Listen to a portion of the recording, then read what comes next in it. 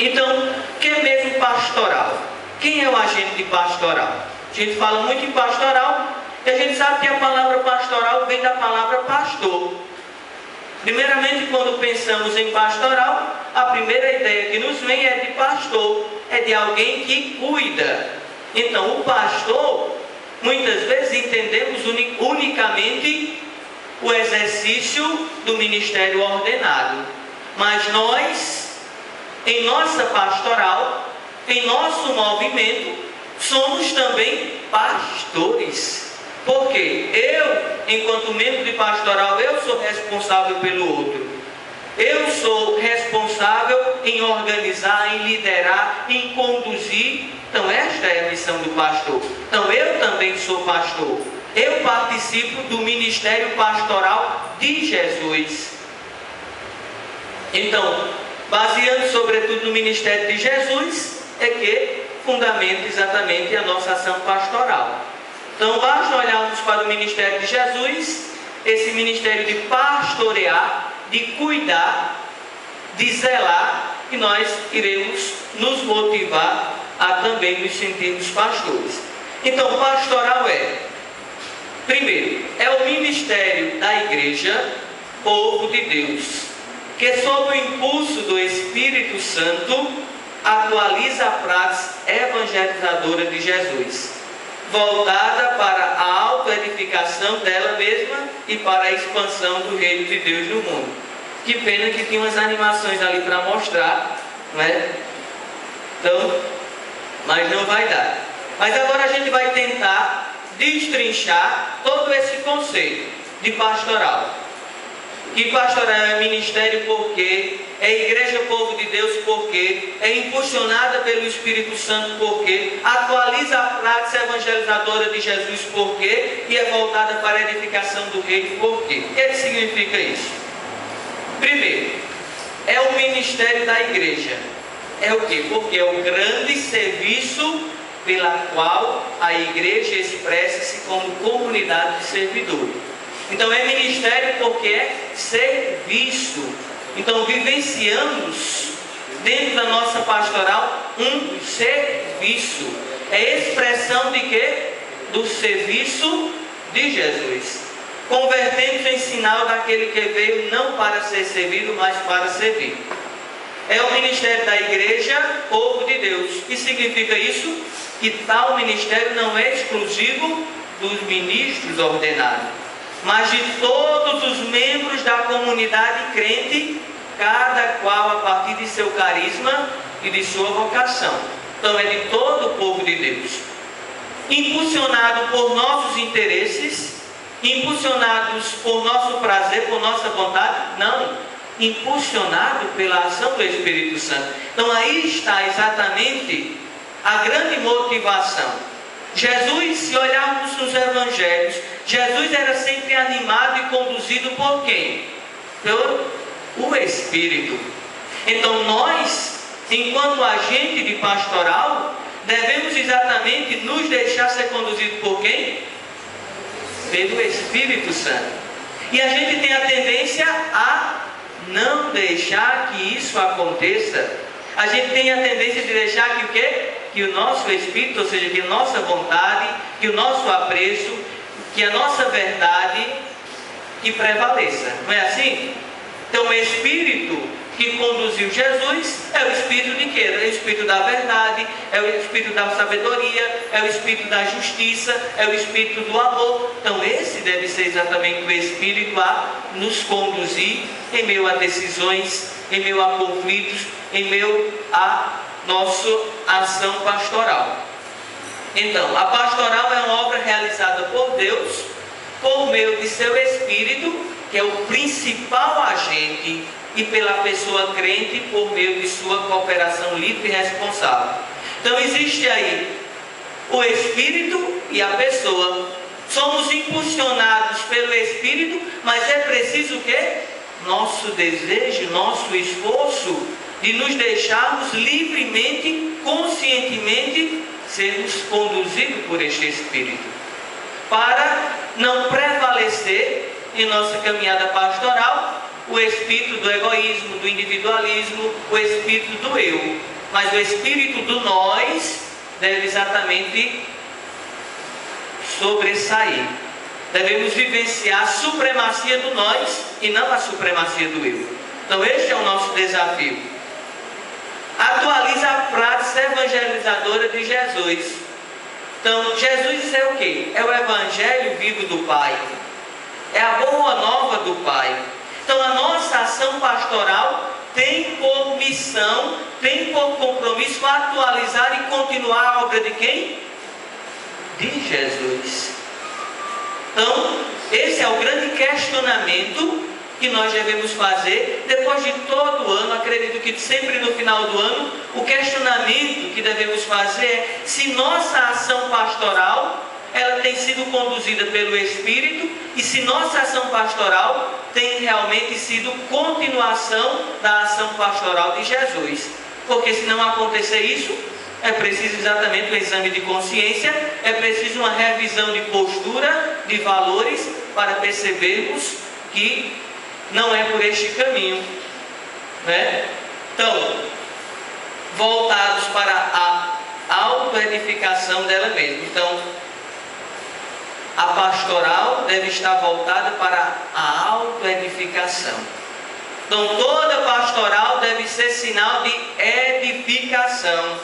As nossas ações pastorais para dentro, adintra e adiestra, devem exatamente favorecer a edificação.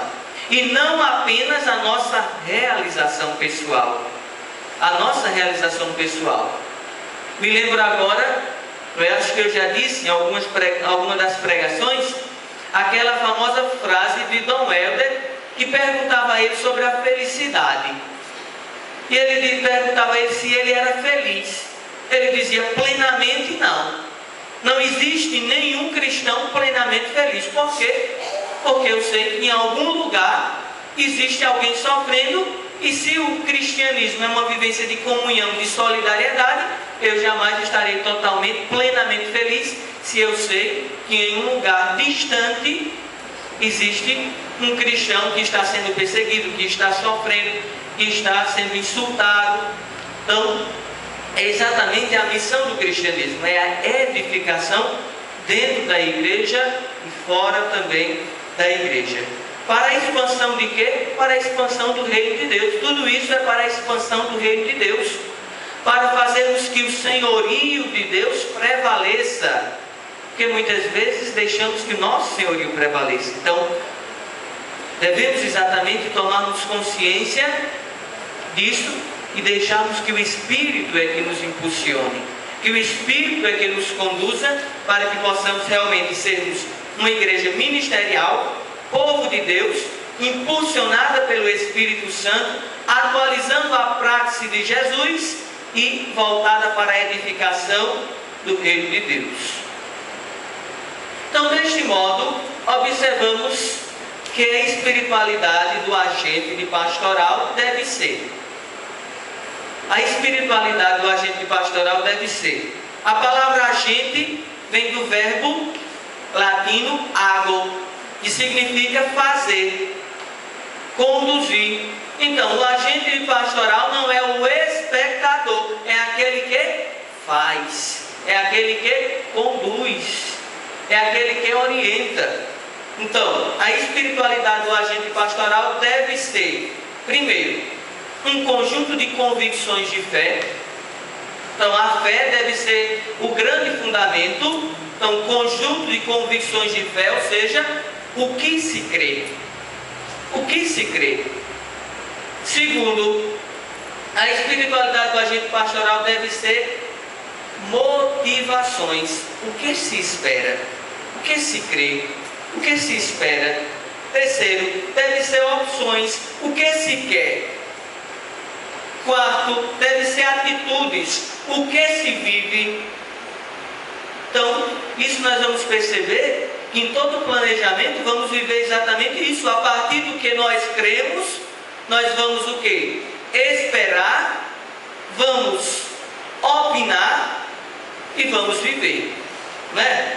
Então essa é exatamente a dinâmica da nossa espiritualidade cristã? Conjunto de convicções de fé motivadas, né? Ou seja, a nossa esperança, o que é que se espera, o que é que se quer, o que é que se vive, para assim animar a nossa caminhada pastoral. Então é preciso que a nossa pastoral, a nossa espiritualidade pastoral, ela seja uma experiência de Deus Trindade. Se olharmos exatamente para a imagem do Deus triuno, do Deus que é um, do Deus Trindade, e nos espelharmos, nós iremos exatamente nos encher de motivações para vivermos como agente pastoral, como discípulos e discípulos de Jesus Cristo. Então poderíamos entender a identidade e a missão do agente pastoral sem a imagem relacional da Trindade? Jamais. É possível entender o cristianismo sem pensar na Trindade? Não. Por quê? Porque a Trindade já nos diz tudo. É um Deus que é relação, é um Deus que é unidade, é um Deus que é diferença. Então, se formos pensar na igreja, conforme Paulo nos diz, que é esse corpo formado por diversos membros, que a mão não pode dizer ao braço que é melhor do que o braço, a perna não pode dizer ao pescoço que é melhor o pescoço, mas todos, nas suas diferenças, devem buscar a sintonia e a unidade em quem? Na cabeça, que é Jesus Cristo. Então, assim a igreja, nós aqui temos rostos diferentes, temos valores diferentes, temos atitudes diferentes, tivemos educação familiar diferente, pensamos diferente, mas existe um objetivo comum, que é viver em profunda sintonia com o pastor, com a cabeça, que é Jesus Cristo. Então, nessa experiência do Deus Trindade, nós vamos perceber exatamente que nesta experiência do Deus Trindade, muitos personagens bíblicos fizeram essa experiência do Deus Trindade. E por isso tinham motivações de agirem, de caminharem, de lutarem, de profetizarem, de testemunharem, de viverem o próprio martírio. Porque compreendiam profundamente em sua vida o mistério do Deus, que é relação, que é diversidade e que é amor. Então, nessa experiência que todos nós somos chamados a sermos, a fazermos, todos nós somos chamados a fazermos essa experiência do Deus Trindade. Por quê? Já perceberam que a imagem que a gente tem de Deus influencia muito com relação aos valores e a postura que eu tenho diante do outro? Já pensaram que a imagem, quem é Deus para a gente, influencia bastante nas nossas relações? Então, por isso que a nossa experiência de Deus deve ser uma experiência com Deus Trindade. Porque experimenta-se o Pai, que é quem nos chama a colaborar na obra da salvação. Experimenta-se o Filho, cuja presença e prática atualizamos. Experimenta-se o Espírito, sob cujo impulso agimos. Então essa é exatamente a dinâmica. Aí está a fundamentação e a essência da nossa motivação pastoral. No Pai, no Filho e no Espírito Santo. É assim que eu viver Deus Trindade constitui fonte para a motivação pastoral. Primeiro, autodomínio, ação e relação. Então essas três características que deveriam estar ali, que estão aqui, autodomínio, ação e relação, são indispensáveis para a nossa vivência pastoral. Para a nossa vivência pastoral.